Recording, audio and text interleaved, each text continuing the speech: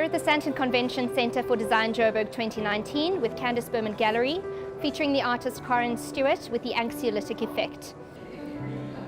So tell us about this word anxiolytic. What does that mean? Unpack that for us.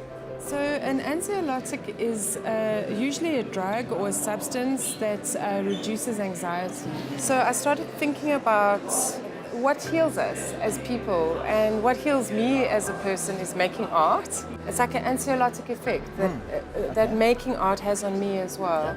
I think that also brings it back to, what the original function of art was in all those years gone by. Yes. I'm thinking back to sand painting, for example, Yes. where the shamans painted on walls and what have you, and it was part of going into an almost trance-like state. Totally. To be able to be transported to another place and to do healing.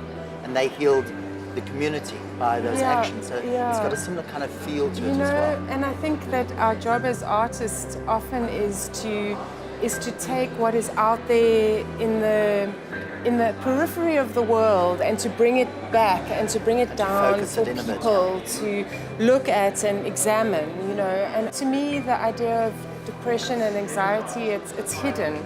Maybe it sounds ambitious, but I'd really like this collection to also raise awareness around mental health. So tell us about your shift from realism to abstraction in the series. This collection for me is much more emotional. It's much more about a feeling that you get. It's a feeling that I have when I make the work, and it's a feeling that I hope my audience gets when they look at the work as well. So it has a completely different way of expressing itself. But to me, there's still hyperrealism here because it's about accuracy. How do you title your works? So they're all named after substances that induce an anxiolytic effect. When I first started the collection, I started naming them after well-known drugs that are on the market. So I don't name them after the actual drug, but rather the active ingredients in the drug. Talk to us a little bit about your art process, the kind of structural nature of it, the geometry that I see in it, and the fact that it looks so planned. The first thing is about the paper. It's about buying the paper, choosing the paper, and then the second thing is which colors and textures work well together. How am I going to fit this thing together, And then once I've done that, I lay the paper out and then I cut. I don't sketch, I don't think about it too much. To me, it's very intuitive. And then what happens is it disintegrates.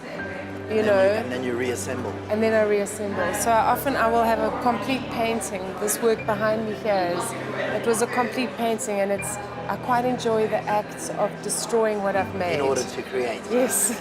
And then I take the layers away, because I have many layers of paper I've cut through, and I decide which pieces go together. And then I stick them down. I've got a big gas mask. I've got an old-fashioned spray booth that's made out of a cardboard box, and then I spray and stick. I think that's why it looks so planned, is because there's an incredible amount of control. That goes into making a piece of work that looks like that. Absolutely. Yeah. And also very beautifully framed, I must say, very elegantly framed. The frames don't take away from the artwork, but they just finish it off nicely. Well, I mean, that's all Candice's work. I can't take any credit for the framing. I mean, the way she chose those frames, I think it pulls the work together so beautifully. It makes you realize she understands what she's working with. Absolutely, and she understands me. Well, thank you very much. It's been lots of fun. It's been great to see you again, and congratulations on a great show. Thanks so much for coming. I really, really appreciate it. Special thanks to all our sponsors and our partners. Design and interior concept by Karoo Dust, interior furniture by Mint the Shop, and everybody involved with the hanging and assembly of the stand. Special thanks to Design Joburg for hosting us this year.